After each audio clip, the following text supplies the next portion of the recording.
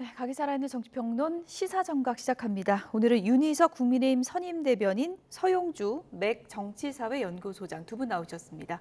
어서 오세요. 네, 안녕하세요. 네, 오늘 첫 번째 키워드는 영상으로 보겠습니다. 보여주시죠. 이재명 더불어민주당 대표가 공직선거법 위반 1심에서 의원직 박탈형인 징역 1년에 집행유예 2년을 선고받았습니다. 오늘 오후 2시 서울중앙지방법원에서 이재명 대표의 위증교사 사건에 대한 1심 선고 공판이 열립니다. 이 대표에게 징역 3년을 구형했습니다. 위증 범죄에 대한 양형 기준상 최대치입니다.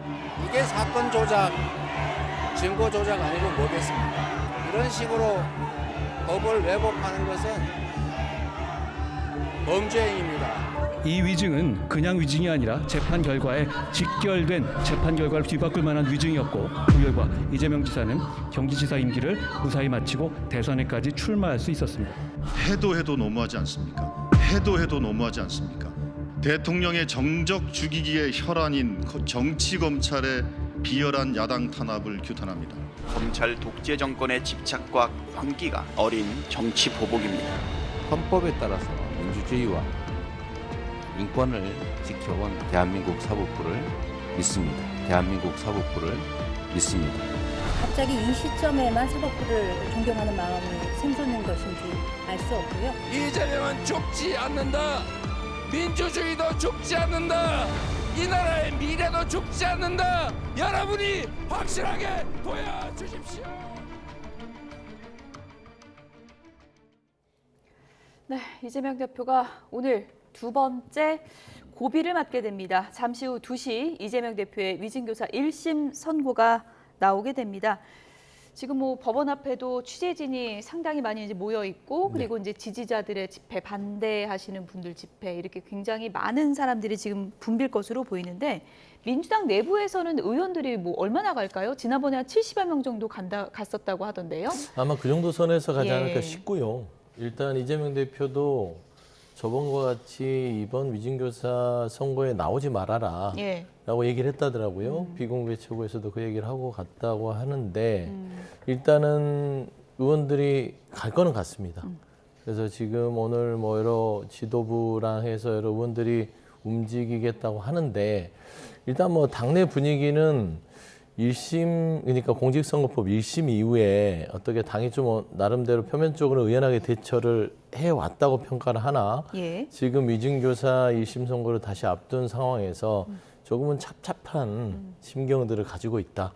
그래서 표정들도 그렇고 말도 대단히 아끼고 있는 상황이라서 일단 오늘 2시 이후에 나올 재판 결과에 대해서 모두 귀추를 주목하고 있는 상태다. 좀 그런 말씀 드리고 싶습니다. 예.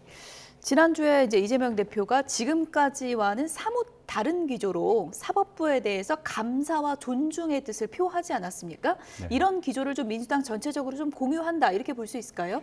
그렇죠. 사법부 비판에서 좋을 게 하나 없다는 것을 느꼈기 때문에 지난번 15일에 있었던 공직선거법 1심 판결 이후에 이제 사법부에 대한 태도를 바꾼 거 아닌가 생각합니다.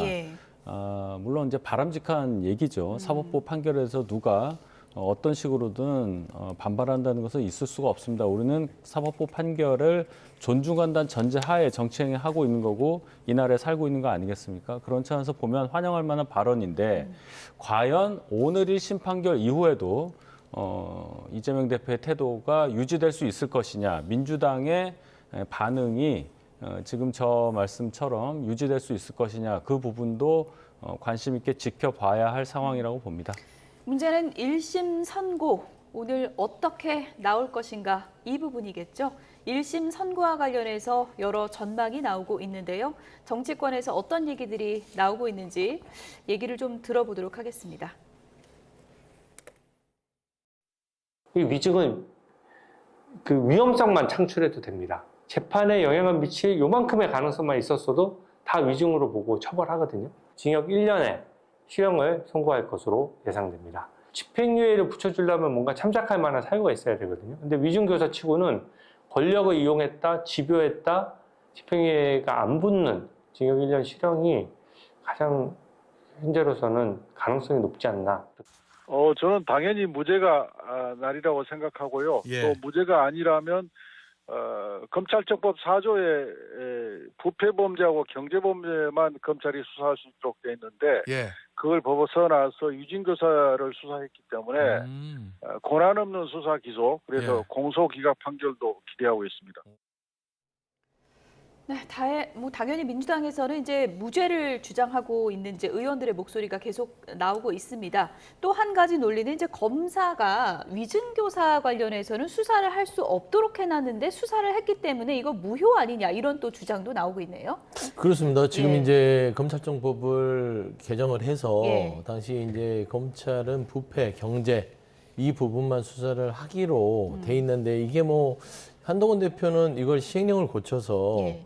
했기 때문에 별 문제가 없다라는 것이고 이거는 이제 법의 판단 부분이기 때문에 예. 이번에 그 위증교사 그 재판을 맡은 판사께서는 재판만 하는 판사라고 이렇게 또 이렇게 평가가 되더라고요. 예. 그러니까 굉장히 법적 잣대를 명확하게 해서 어떤 정치적 고려 없이 이게 법에 위촉이 되면 거기에 대해서 판단하기 때문에 검찰청법에 따른 부패 범죄와 경제 범죄가 아닌 위증교사 부분을 검찰이 이재명 대표에 대해서 백현동 수사를 하면서 별건으로 잡아다가 기소를 했거든요. 예. 이게 과연 공소가 가능한 권한이냐라는 측면에서는 재판부가 공소기각 판결을 할 수도 있다. 공소기각 판결을. 그렇죠. 예. 공소가 이거는 유효하지 않다라는 판결을 할 수 있기 때문에 아마 이건태 의원이 이제 오랫동안 검찰에서도 근무를 했고 예. 굉장히 법 해석이 뛰어나신 분으로 평가되기 때문에 아마 이건태 의원이 저런 어떤 여러 가지 법률 검토를 한 것 같아요. 그래서 일단은 유죄냐 무죄냐라는 부분을 떠나서 일단은 예. 검찰의 공소 자체가 적절했느냐 여부에 대한 지적 예. 같습니다. 예. 뭐 여의도에 뭐 법조인 출신들 많으시니까 이런저런 분석들 내놓고 있는데 한동훈 법무부 장관 당시에 장관이 이제 시행령을 통해서 이제 수사가 이루어진 부분이기 때문에 오늘 유무죄가 문제가 아니라 공소기각이 나올 수 있다는 거거든요. 그건 어떻게 보세요? 그러면 22년 9월 검수 원복 이후에 무고나 위증죄 관련해서 검찰이 수사해서 기소한 모든 범죄에 대해서 그러면 공소기각 판결이 나와야 합니다. 2년이 넘은 기간 동안에 그럼 우리 사법체계에 그러한 이건태 의원의 주장과 같은 판례가 성립이 돼 있어야 돼요. 예. 그럼 2년 동안에 무고나 위증교사 관련한 수사를 검찰이 했을 텐데 모든 그것 관련한 피고인에 대해서 공소기각 결정이 있었느냐 그 얘기부터 해주셔야 하고 그러면 검수 원복을 했던 시행령의 효력 자체를 부인한다는 건데 분명히 법에 등이라고 돼 있었기 예. 때문에 등에 해당하는 부분을 상세하게 규정한 그 시행령 그 효력을 판사가 보고서 아 이건 공소기각에 해당한다. 검찰이 수사할 수 없는 걸 수사해서 했다. 이 얘기는 오늘만 넘기겠다는 얘기예요. 민주당에서 지금 위증교사 관련한 본질에 대해서는 얘기하지 않고 이거 절차가 잘못되고 뭔가 형태가 잘못됐기 때문에 본안에 들어갈 수 없다는 얘기를 지금 하고 있다는 것은 예.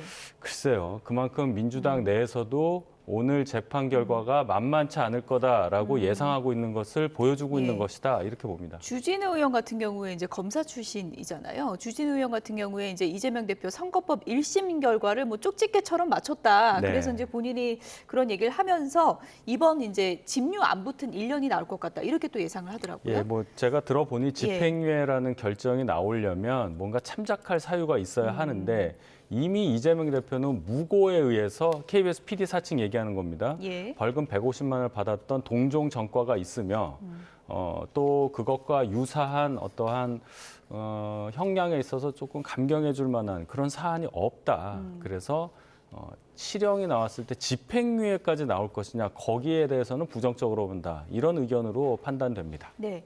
어쨌든 사법부의 감사와 존중을 전한 이재명 대표 뜻을 받아들인 것인지 민주당의 이제 지난 주말 집회도 분위기가 사뭇 달랐습니다. 이재명 대표 연설도 없었고 뭐 파란색 깃발도 안 보였고요. 여러 가지 좀 분위기가 달랐던 것 같은데 집회 인원도 이번에 추산을 안 했더라고요.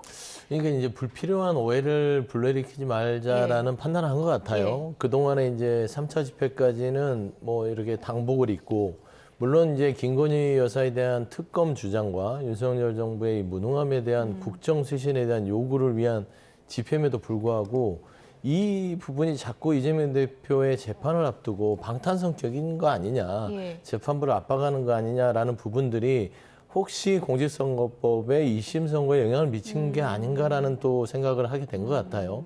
그런 부분도 충분히 반영이 됐다고 봅니다. 예. 압박이 아니었음에도 예. 불구하고 재판부가 이거를 괘씸죄로 여기서 과중한 형량에 대한 선고가 있지 않았을까라는 여러 가지 좀 저변에 인식이 깔려 있었던 것 같은데 예. 사실상 4차 집회에서 이 복장을 자유화하고 했던 부분들은 이 집회 자체가 너무 이질적으로 가는 건 아닌 것 같다. 그러니까 많은 국민들이 참여를 하려면 마치 뭐 어떤 각 지원의 깃발을 들고 파란 옷을 입고 있으면 예. 지나가는 시민들도 보면 아, 이 집회는 우리가 갈 곳이 아니구나.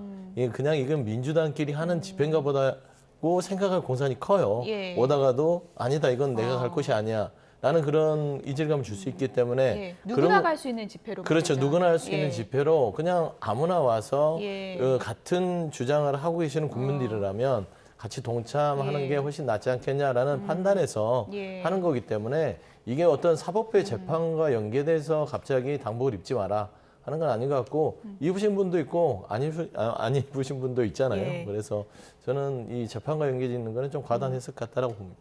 이건태 의원 같은 경우에는 참석자가 너무 많아서 셀 수가 없어서 추산을 안 한 거다 이렇게 또 얘기를 하셨던데요. 그건 이제 정치적으로 이제 예. 얘기하신 거고요. 예.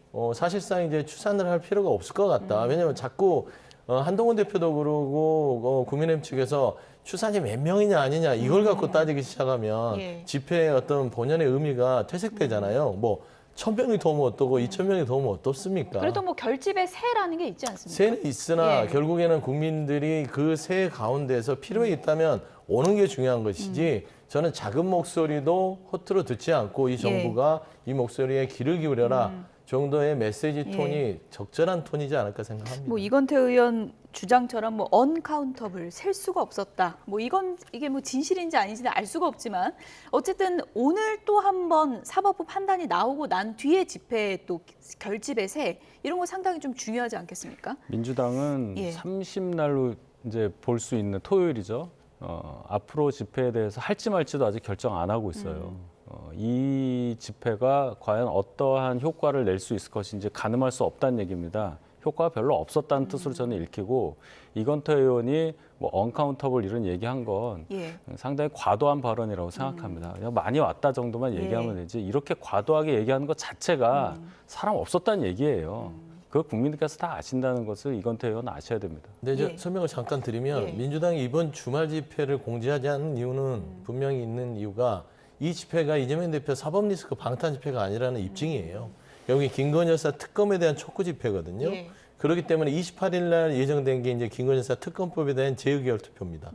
그 결과를 보고 나서 일단은 집회에 대해서 할지 말지를 보는 것이지. 그러니까 이번 주는 쉬어갈지 그냥 할지 아직 일단 모르는 거예요. 28일 날 특검의 결과를 보고 예. 그 처리 결과가 민주당이 보기에 국민들 눈높이에 맞지 않다면 또 뭐 긴급공조로 해서 토요일 날 집회가 열릴 수 있는 상황이라서 아직은 그 부분이 재판과는 연계되지 않았다. 그렇게 보시는 게 맞습니다. 선거법 1심에 이어서 오늘 위증교사 혐의 1심까지 나오다 보면 이재명 대표 사법 리스크 무게도 좀 무거워지고 만약에 실형이 나온다면 당내도 좀 혼란스럽지 않을까라는 예측도 있지만 오늘 박수현 의원이 언론 인터뷰에서 이재명만한 인물이 없다.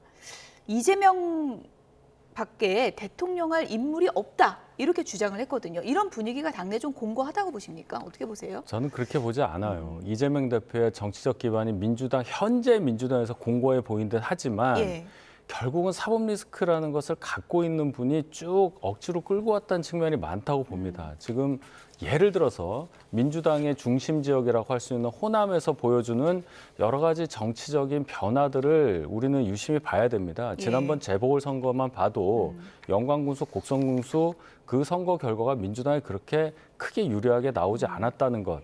그리고 지난번 총선에서 비례대표 선거에서 민주당이 아닌 조국신당이 호남 지역에서 1위를 했다는 것. 이런 것들을 보면 이재명 개인에 대한 민주당의 중심지 호남의 지지세가 그렇게 세지 않다.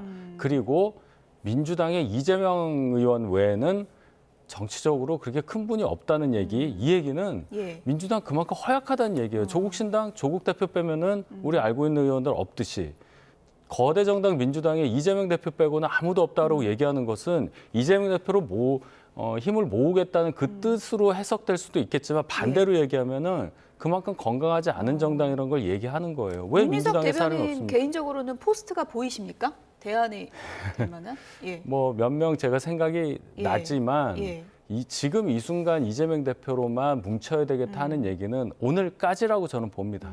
오늘 선거 결과가 중하게 예상대로 만약에 나온다면 대단히 많이 흔들릴 가능성이 높다고 저는 봅니다. 이재명 다음은 누구냐? 그 포스트에 대한 여러 가지 얘기가 뭐 오늘 나누는 얘기들, 지금 나오는 얘기들이 뭐 큰 의미가 없을 수는 있는데 어쨌든 뭐 정치권에선 이런저런 얘기가 나올 수밖에 없는 거고 그래서 친명 중에서 누구냐?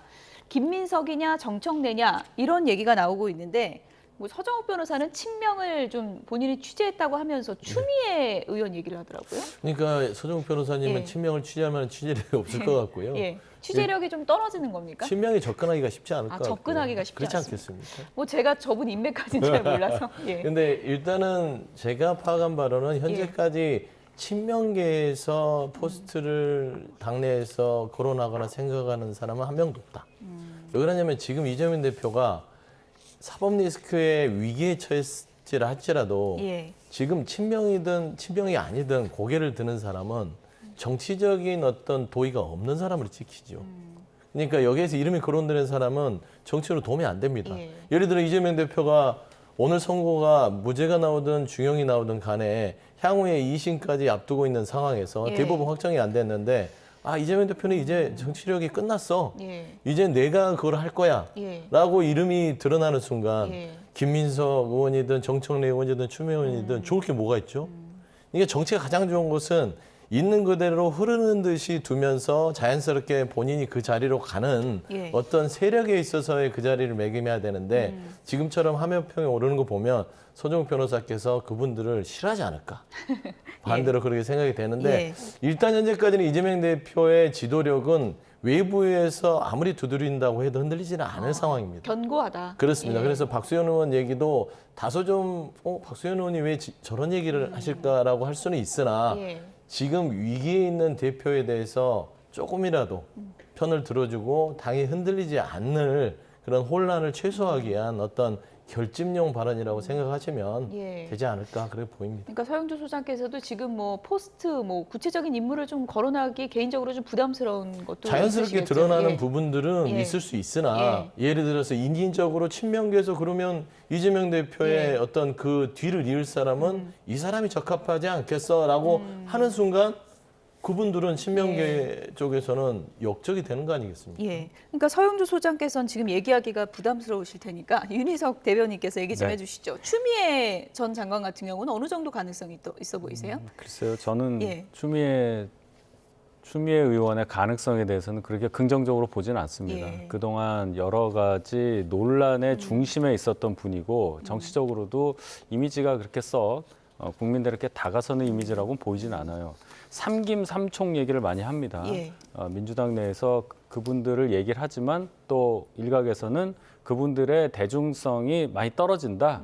그래서 그렇게 될 리가 없다라고 얘기를 하지만 정치 지도자를 만들어가는 과정에 있어서는 그럼 그분들이 훨씬 더 유리한 위치에 있다고 봐요. 지금 언론이나 이런 여러분들의 관심에서 잠깐 벗어나 있다가 이 기회에 부각되는 그 탄성에 대해서 우리는 봐야 하는 겁니다. 그리고 그 중에는 이낙연 전 총리도 계시잖아요. 따라서 민주당에 이재명 대표 말고도 인물이 많다. 그리고 꼭 친명에서 찾을 이유가 없다. 친명 정치는 그만큼 이재명 대표와 정치적 운명을 같이 할 수밖에 없는 상황이기 때문에 앞으로 이재명 대표가 어떻게 사법적으로 결과를 맞이하느냐에 따라서 정치적 운명이 좌지우지될 분이 굉장히 많다는 점을 다시 한번 강조하고 싶습니다. 어쨌든 뭐 지금 민주당도 뒤숭숭한 상황인데 사법 리스크를 맞은 야권의 대표가 또 한 명 있죠. 조국혁신당의 조국 대표 역시 12월 12일 대법원 선고를 앞두고 있습니다. 앞으로의 계획에 대해서 뭐 이런 얘기를 했는데요. 관련 얘기 좀 들어보시죠. 뭐 감옥 가야죠.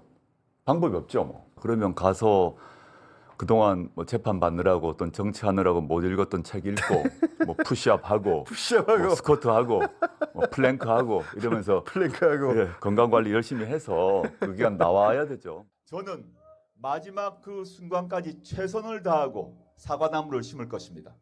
조국 혁신당은 조국 개인의 정당이 아닙니다. 조국 혁신당은 당원들의 정당입니다. 재판은 재판이고 정치는 정치입니다.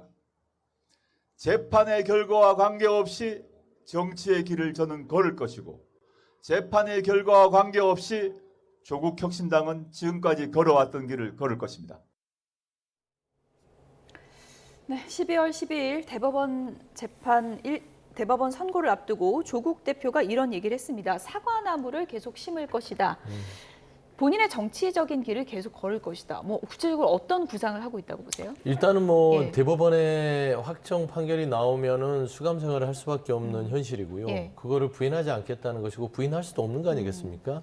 조국 대표가 했던 말, 국법을 어떻게 거스를 수 있겠냐 그거예요. 그래서 이 부분에 대해서는 본인의 정치적인 다음 향후의 일정보다는 조국 혁신당, 그러니까 조국 혁신당의 정당으로서의 존립에 대해서 걱정을 많이 하는 것 같아요. 그래서 사과나무 심겠다. 그러니까 유명한 말 있지 않습니까? 스피노자, 지구가 멸망하더라도 한 그루의 사과나무를 심겠다. 그런 의미 같은데 일단은 이 좀 결연한 의지를 보여주는 것들이 조국 혁신당의 흔들림을 최소화하지 않을까라는 어떤 그런 발언 같고요.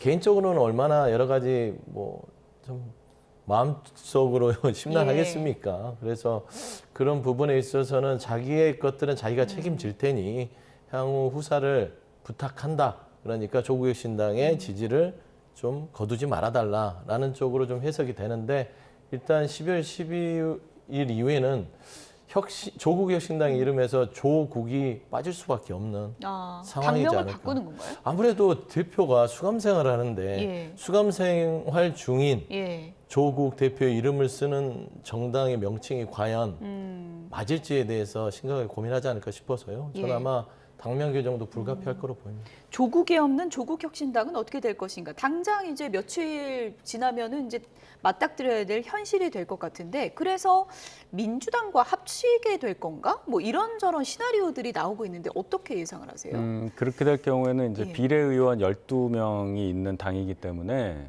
합당 외에는 방법이 없습니다. 당에서 제명을 해야 이제 옮길 수가 있는 예. 방법이 있는 건데 현실적으로 이제 조국 대표도 그 방법에 대해서는 선을 그었어요. 조국 신당은 그대로 유지한다 예. 이렇게 얘기를 했는데 예. 조국 대표 지금 말씀 들어보니 안타까워요. 자, 핸드볼에 심한 반칙을 한 선수를 2분간 퇴장시켰다가 2분 지나면 다시 복귀시키는 그런 제도가 있어요. 지금 그렇게 생각하는 것 같습니다. 재판은 재판이고 정치는 정치다. 어떤 사유로 인해서 재판받고 2년 동안 수감되느냐, 물론 결론 아직 안 났습니다만은 그 위중함을 생각을 하셔야죠. 형사처벌을 어떤 이유로 받았는가, 거기에 대한 국민적 판단을 아예 도외시하고 나 2년 지나면 다시 나와서 정치할 거고 27년 돼서는 못 나가지만 32년 돼서는 나갈 수 있다. 이 얘기입니다. 국민들께서 얼마나 여기에 공감하실지 사과나무가 잘 자랄지 지켜보겠습니다. 예. 일각에선 이런 얘기를 합니다. 지금 이재명 대표 오늘 1심까지 나오고 이제 재판이 줄줄이 있으니까 뒤숭숭한데 안 그래도 민주당 내 비명계 친문과 조국 혁신당 의원들이 손을 잡거나 뭐 정계 개편까지 갈 수도 있는 거 아니냐 이런 또 상상이 있거든요. 그 부분은 어떻게 보세요? 그러니까 실현 불가능한 시나리오는 아니죠. 예. 근데 이게 이제 그 민주당 내에서 이재명 대표 외에 대선 유자로서의 꿈을 꾸고 있는 분들은 조국 혁신당과 손잡을 공사는 매우 희박합니다. 왜냐하면 당내의 후보가 돼야만 이재명 대표와 겨룰 수가 있지. 그렇군요. 굳이 왜 당내에 큰 운동장을 놔두고 굳이 좁은 운동장에 가서 본인의 이름을 그렇게 더 협소하게 만들 필요가 없잖아요. 예. 예를 들어 이제 그 당내에서도 운동장을 크게 못 쓰는 분들이야 조국 혁신당과 손을 잡고 뭔가 정치적인 도모를 꾀할 수 있으나 예. 아마 극히 일부분 뭔가 당내에서 확장성이 떨어지는 분들은 조국 혁신당으로 갈 수 있을지 몰라도 예. 나머지 대다수 예를 들면은 최근에 뭐 언론상에 떠오르는 뭐 상김 정도는 절대 조국 혁신당과 손을 잡고 정계 개편을 뛰어들지는 않을 것이다. 정치적 함수 관계가 전혀 이득이 되지 않거든요. 그래서 저는 그 부분에 있어서는 그 기대가 현실화되기는 어렵다고 봅니다. 이재명, 조국 두 대표 사법 리스크가 지금 뉴스를 뒤덮고 있는 이 시점에 국민의힘 내부에서는 이 문제로 계속 갈등이 불거지고 있습니다. 다음 주제 보여주시죠.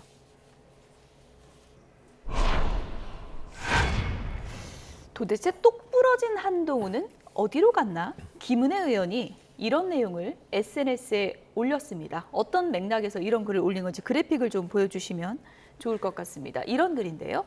누가 당대표와 대표 가족 이름을 빌어 차마 옮기기 민망한 글을 썼는지 손쉬운 확인을 회피하면서 명색이 집권 여당인 국민의힘이 지금 2주 넘게 갈팡질팡하고 있다라고 하면서요. 그래서 가족이 썼다는 거냐 안 썼다는 거냐, 매사 똑 부러진 한동훈 대표 어디로 갔냐, 왜 이것에 대해선 침묵을 이어가고 있냐, 공개적으로 비판을 했어요. 한동훈 대표가 오늘도 여러 말씀을 하셨습니다. 결론적으로는 지금 당에서 저런 문제를 가지고 논란을 만들 필요가 없는 상황이다. 방금 저희가 토론을 했습니다마는 이재명 대표 관련한 사법 리스크에 관련해서 저희가 공격을 할 수밖에 없는 상황이고 거기에 집중해야 되는 상황인데 지금 당내 게시판의 내용을 가지고 이것이 문제가 되냐 안 되냐, 게다가 한동훈 또는 한동훈 대표의 가족 이름으로 올라가 있는 글의 진위가 어떻게 되냐, 이걸 가지고 말할 때냐, 이게 이제 중심적인 얘기입니다. 저희가 얘기하고 있는 것은 게시판에 전수조사를 해봤더니 한 12건 정도의 글의 내용이 대단히 악의적이다라고 판단을 했고, 근데 그것은 모두 한동훈 대표와 이름이 같은 제3자가 쓴 글임이 이미 판명이 됐어요. 나머지 뭐 가족과 이름이 동일한 분이 썼던 글에 대해서는 대부분 신문과 사설의 링크를 인용한 것이고 또 어떤 글 같은 것도 그렇게 내용이 심하지 않다. 그러면 어떤 것이 문제가 됐길래 가족이 했냐 안 했냐를 묻느냐, 여기에 대해서 한동훈 대표가 그거 대단히 답답한 일이라고 말씀을 하시는 겁니다. 당 내에서 정치적 의도를 가지고, 특히나 정치적으로 수세에 몰린 분들이 한동훈 대표 쪽으로 화살을 돌려서 공격을 함으로써 본인의 정치적 공공함을 탈피하려고 하는 거 아니냐. 게다가 장해찬이라는 분은 당 사람도 아닌데 자꾸만 당을 향해서, 저희 당을 향해서 공격하는 것, 이것 또한 부당하다. 이런 발언을 한동훈 대표가 하는 거예요. 저 입장에서도 당내에서 이런 얘기가 계속 나온다는 것 자체에 대해서 대단히 안타깝다. 이거는 도움이 안 된다. 이 말씀을 강조하고 싶습니다. 김은혜 의원도 오늘 한동훈 대표를 SNS를 통해서 저격했는데 한동훈 대표가 이 문제에 대해서 오늘 아침 직접 입장을 밝혔습니다. 어떤 맥락이라고 보고 있을까요? 들어보시죠. 대통령 비판한 글 누가 썼는지 밝혀라, 색출해라 라고 하는 건 자유민주주의 정당에서 할 수 없는 발상이고 그 자체로 황당한 소리입니다. 그리고 우리 국민의힘은 당원들을 그렇게 함부로 취급해서는 안 되는 정당이죠. 게다가 최근에 문제를 제기하려는 이런 사람들을 보면 대개 명태균 리스트에 관련돼 있거나 김대남 건에 나왔던 사람이거나 자기들 이슈를 덮으려는 의도도 보이고요. 그런데다가 이 이슈를 정치적으로 어떻게든 키워서 과거에 있었던 뭐 익십이든 뭐 총선 백서든 김대남이든 그런 식으로 해서 대표를 당대표를 흔들고 공격하려는 연장선상에 있는 것을 보입니다. 어제 보니까 그래서 명태균 리스트라는 게 있더라고요. 27명. 명태균 씨에게 여론조사를 의뢰했다고 하는 그 리스트에 김은혜 의원이 들어가 있더라고요. 김은혜 의원은 지금 뭐 그래서 한동훈 가족이 썼다는 겁니까? 이런 걸 물을 게 아니라 그래서 김은혜 의원은 명태균 씨한테 여론조사를 의뢰했다는 거예요? 안 했다는 거예요? 했으면 왜 했다는 겁니까? 갑자기 여기서 김은혜 의원은 왜 나오는 것인가? 이 부분과 관련해서 지금 뭐 한동훈 대표도 그렇고 신지호 조직부총장도 그렇고 결국은 명태균 리스트 연관돼 있으니까 덮으려 하는 거 아니냐, 이렇게 또 반격을 했습니다. 네, 그러니까 국민의힘 당원 게시판 논란을 보면 그냥 친윤들이 한동훈 대표를 흔들겠다는 의도는 너무 명백한 것 같아요. 그러니까 저도 이제 정당 정치를 하면서 당원 게시판 논란이 이렇게 정당 내에서 어떤 이 기득권 싸움에 이용될 거라고 생각도 못했어요. 당원들이 의견 표출하는 곳이고 익명 게시판인데 이거를 드러내서 한동훈 대표의 가족까지 어떻게 파악을 했는지 모르겠으나 이거를 가지고 밝혀라. 저는 김은혜 의원 그 메시지 중에 하나를 보태고 싶었던 게 있어요. 그러니까 매사 똑 부러진 한동훈 대표면서 왜 이렇게 침묵하냐. 저 같으면 가족 앞에서 왜 뚝 부러졌냐. 라고 비판을 하면서 좀 더 좀 풍자 있게 했을 것 같은데 저는 지금 현재 보면 오늘 한동훈 대표의 이 말을 보면 명태균 리스트, 김대남 이 두 단어에 전 주목했습니다. 그 두 단어의 교집합은 뭐냐면 저는 김대남 씨도 용산, 명태균 씨도 용산입니다. 그 교집합은 저는 이제 이 개인적인 추측일지 모르나 김건희 여사가 또 저기에 교집합은 있겠죠. 그러니까 친윤이라는 분들이 과연 한동훈 대표를 흔들 때 어디를 기대고 흔드느냐에 대해서 전 주목하고 싶어요. 그래서 이 안에서의 싸움이 언제 끝날지는 국민들이 참 한심하게 보겠으나 꼴뚜기가 누가 되느냐의 문제다. 친윤이 꼴뚜기가 되느냐 친ян이 꼴뚜기가 되느냐. 어차피 어물적 망신은 꼴뚜기가 시키잖아요. 그러니까 누가 이겨도 꼴뚜기가 되는 판이에요. 그렇기 때문에 저는 이 부분에 대해서는 한동훈 대표가 이기든 지금 현재까지 친윤이 이기든 이거는 결국엔 국민들한테는 좋은 점수가 하나도 없다. 그래서 빨리 수습하는 게 최선의 방법이다. 저는 그렇게 보입니다. 사실 여부 나오면 누군가는 망신을 당하는 게임이다. 그렇죠. 이런 얘기신데 신지호 조직부총장은 이거 제2의 익심 논란, 그러니까 김건희 여사 문자 한동훈 대표가 답변하지 않았다. 그때 논란하고 아주 비슷하게 돌아간다. 이렇게 주장을 하고 있거든요. 그렇죠. 전당대회가 계속 진행되는 느낌입니다. 그때도 한동훈 대표가 그 문자에 답을 안 해서 당이 위기에 빠졌다는 식으로 자꾸 공격 소재로 삼았잖아요. 지금도 마찬가지입니다. 당대표는 이미 뽑혔고 당대표 중심으로 당이 더 단합해서 나가야 될 시점, 이재명 대표 관련한 얘기 제가 말씀드렸잖아요. 이 논란은 빨리 종식돼야 할 문제이고 더 확산되지 않을 것이라고 봅니다. 뭐 역시나 이것도 뭐 친윤, 친한 갈등인지는 모르겠지만 오늘 아침 최고위원회의에서 당 내부 갈등이 공개적으로 표출이 됐습니다. 어떤 상황인지 함께 보시죠. 당에서 한동훈 대표 사퇴와 같은 글을 쓰는 사람들은 고발한다. 이런 기사가 나왔습니다. 그것이 사실인지 아닌지 모르겠습니다. 만약에 고발하신다라고 하면 저한테 무수하게 많이 사퇴하라고 한 문자가 와 있습니다. 그 번호들도 다 따서 드릴 테니까 같이 고발해 주시기 바랍니다. 발언하실 때 사실관계 좀 확인하고 말씀하시면 좋겠는 게요.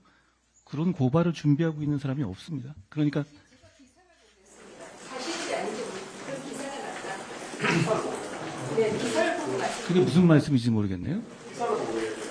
네, 기사를 보고 말씀드리면 제가 어떻게 알겠어요?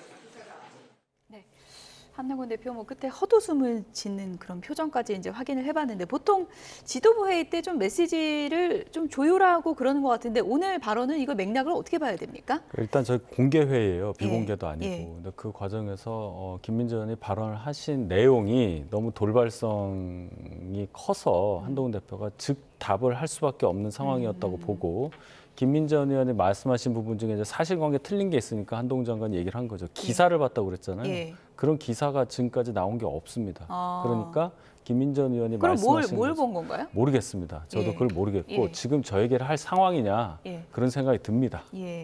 저도 뭐 다 찾아본 건 아니라 모르겠지만 어쨌든 기사에도 없는데 그런 기사가 있다라고 질문을 했다면 그건 뭐 어떤 맥락으로 봐야 그러니까 됩니까? 기사를 봤는지 유튜브를 봤는지. 유튜브. 그러니까 보통 유튜브를 기사로 생각하는 의원들이 있어요. 아니면 뭐 게시판을 봤는지. 그렇지 않습니까? 그래서 김민전 최고께서 저와 같이 공개 발언으로 한동훈 대표를 지켜간 건 면전에 대놓고요. 면박을 준 겁니다. 예를 들어서 지금 현재 당원 게시판 논란과는 전혀 다른 공격의 양상이거든요. 그러면 한동훈 대표 본인에 대해서는 이렇게 비판하는 글에 대해서 고발하면서 왜 윤석열 대통령과 김건희 여사를 비방하는 글에 대해서는 침묵하냐. 내로남불 아닌가. 당신은 당대표 자격 없어. 라는 말 아니겠습니까? 저는 저와 같은 현상들을 보면 제가 앞서도 얘기했듯이 누가 이기든 간에 꼴뚜기 신세를 면하지 못한다. 결국에는 어물전이라는 국민의힘이 누가 이겨도 망신살 아닙니까? 그래서 저는 이런 부분에 있어서 한동훈 대표의 책임도 여기에서는 좀 강할 수는 없다. 일찍 좀 진화를 하지. 저렇게까지 방치하니까 김민전 의원도 확인되지 않는 말을 갖고 이렇게 전 국민이 보는 앞에서 저런 발언을 한다. 예. 저는 이런 부분에 있어서 국민들은 한동훈 대표의 지도력이 흔들리는 거 아니야? 이런 판단을 할 수도 있다. 그런 지적을 하고 싶습니다. 어쨌든 용산 출신 김은혜 의원 그리고 친윤계로 꼽히는 김민전 최고위원이 이제 뭐 협공에 나선 모양새다. 언론에서는 이렇게도 이제 보고 있는데 그렇다 보니까 결국 이준석 전 대표처럼 축출하려는 거 아니냐? 이준석의 운명이 되는 거 아니냐 이런 또 시각도 있거든요. 그건 어떻게 보세요? 그러니까 지금 그런 시나리오를 부인할 수는 없어요. 뭐 김옥균 프로젝트가 예전에 한번 돈 적이 있었는데 누가 보더라도 그런 상황들을 친윤이 만들어가고 있다. 그런데 그게 뜻대로 될까 싶어요. 63%의 당원의 지지를 받아서 됐던 대표이고 지금 현재 상황이 당원 게시판으로 흔들 수 있다? 저는 만에 하나 그런 계획을 세웠다면 정말로 지능이 낮다라고 표현할 수밖에 없어요. 이준석 사태가 되풀이될 가능성도 있다고 보세요? 그거는 의도는 충분히 친윤 쪽에서 품을 수 있으나 현실적으로는 불가능하다. 좀 그래 보입니다. 예. 어쨌든 이제 많은 뭐 국민의힘 지지층에서도 그렇고 뭐 중도층에서 봐도 그렇고 지금 이재명 대표 사법 리스크가 이렇게 불거진 상황에서 이렇게 사분 오열할 때냐. 당 지지율이 이러다 더 떨어지겠다 이런 뭐 비판도 있는 게 사실이거든요. 저희가 대단히 무겁게 받아들입니다. 지금 상황에서 저희가 안 그래도 지지율이 낮은 상태인데 이렇게 논란거리가 안 되는 것, 익명 게시판에 글 올렸다는 그거 가지고 지금 이렇게 얘기할 때가 아니라는 말씀을 드리고 이거 외에도 이재명 대표 관련한 얘기 말고도 여당으로서 책임져야 될 일들이 많지 않습니까? 트럼프 당선됐고 의료 관련한 문제 아직도 진행 중입니다. 이 상황에서 이런 얘기를 최고위원회의에서 해야 되느냐 그 점에 대해서는 여러분들이 지적하시는 부분 더 무겁게 받아들이겠습니다. 예. 지금 뭐 국민의힘 얘기를 해봤는데 국민의힘 뭐 사분오열하고 있다 이런 비판도 있지만 이제 민주당과 관련해서 얘기를 좀 잠시 또 해보면 이재명 대표 사법 리스크가 이제 계속되는 이런 상황에서 뭐 최민희 의원은 좀 극단적인 표현도 쓰지 않았습니까? 비명계가 움직이면 본인이 가만히 있지 않을 것이다 이런 표현도 썼었는데 실제로 비명계 움직임도 좀 본격적으로 불거질 가능성은 어느 정도 있다고 보세요? 다소 있을 거는 같아요. 예. 그러니까 저는 지금 현 상황에서 비명계라고 칭하는 그러니까 친명이 아니면 비명이라고 얘기를 하는데 그게 비명이라고 또 표현하기도 그렇고 일단은 지금 움직이는 엉덩이 가벼운 정치인들은 오래가지 못할 것이다. 지금은 무거운 엉덩이를 가지고 좀 엄중한 상황을 지켜보면서 이재명 대표가 위기에 처했을 때 같이 힘을 보태는 어떤 양상을 보이는 게 지혜로운 처신이에요. 그리고 최민희 의원 같은 경우도 이재명 대표를 위한다고 거친 언사를 했지만 제가 이 자리에서 얘기했잖아요. 이 최민희 의원의 발언은 적절하지 못했기 때문에 사과를 해야 된다. 그래서 사과를 하시긴 했는데 이런 뭐 비명계 움직이면 죽일 겁니다. 이런 발언들이 전혀 도움이 안 됩니다. 그래서 지금 현재 민주당의 이재명 대표의 사법 리스크가 녹록한 상황이 아닙니다. 이럴 때일수록 조금 더 발언을 신중하게 하고 국민 눈높이에서 뭔가 의연하게 대처하는 모습들을 보여야지 이런 식으로 튀는 행동들은 결코 이재명 대표와 당에 도움이 안 된다. 그래서 비명계에서도 저는 일부 의원들 외에는 크게 움직임이 없는 것으로 알고 있습니다. 예. 끝으로 윤희석 대변인께 또 이런 질문도 드릴게요. 뭐 비명계 아직은 뭐 가시적인 움직임은 없지만 서른 전 의원 같은 경우에 이제 언론 인터뷰에서 이재명 대표가 사퇴를 결심하는 게 맞는 거 아니냐 이런 얘기도 나오고 있는데요. 오늘 사법 리스크 두 번째 1심인데 이후에 뭐 파장이라고 할까요? 어떻게 분석하십니까? 파장이 클 거예요. 하나 나온 게 아니라 두 개가 나왔고 이게 겹쳐 있기 때문에 하나만 인정돼도 안 되는 거 아닙니까? 그러면 민주당은 속된 말로 이제 후사를 생각해야 되는 거예요. 이재명 대표로는 대선이 안 되는 거니까 정치적 책임을 짐과 동시에 이재명 대표 입장에서도 본인 뜻과 유사한 주장을 할 수 있는 분을 옹립을 한다든지 아니면 다른 세력과 뭐 연대를 해서 후위를 도모한다든지 이런 움직임을 보여야 할 시점이 오늘이 왔다. 저는 그렇게 평가하고 싶습니다. 네, 이재명 대표 두 번째 고비입니다. 이제 잠시 후 2시에 1심 선고가 나올 텐데요. 나오는 대로 저희가 속보 전해드리고 자세히 분석을 해드리겠습니다. 지금까지 윤희석 국민의힘 선임대변인 서용주 맥 정치사회 연구소장 두 분이었습니다. 고맙습니다.